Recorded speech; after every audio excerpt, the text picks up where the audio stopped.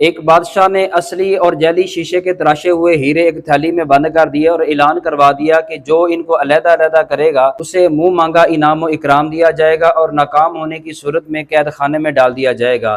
بہت سارے جوہر شناسی کرنے کے لیے آئے، قسمت آزمائی کی، مگر قید خانہ ہی ان کا مقدر بنا۔ شیشے کے نقلی ہیروں کو اتنی مہارت کے ساتھ تراشا گیا تھا کہ اصلی اور نقلی ہیروں میں پہچان کرنا بہت مشکل ہو گیا تھا۔ علاقے میں شور شرابہ ہوا تو اسی اثناء میں بادشاہ کے محل میں ایک نابینا شخص آیا۔ اس نے آ کر کہا، بادشاہ سلامت، یہ کام میں کر سکتا ہوں۔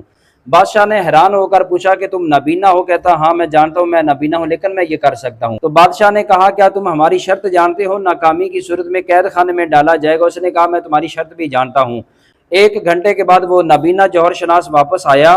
اس کے ہاتھ میں 2 الگ الگ تھیلیاں تھیں، ایک تھیلی کے اندر اصل ہیرے ہیں اور دوسری کے اندر شیشے کے نقل ہیرے ہیں۔ دربار کے جوہر شناسوں نے جانچ کر کہا کہ بادشاہ سلامت، بالکل اس نے نقلی علیحدہ کر دیے، اصلی علیحدہ کر دیے ہیں۔ تو بادشاہ بڑا حیران ہو کر پوچھتا ہے کہ تم نے یہ کیسے کیا؟ اس نے کہا کہ یہ میرے لیے کوئی مشکل نہیں تھا، بالکل آسان تھا۔ میں نے ہیروں کی اس تھیلی کو کھول کر کچھ دیر کے لیے دھوپ میں رکھا، جو اصلی تھے وہ گرم نہیں ہوئے اور جو نقلی تھے وہ گرم ہو گئے۔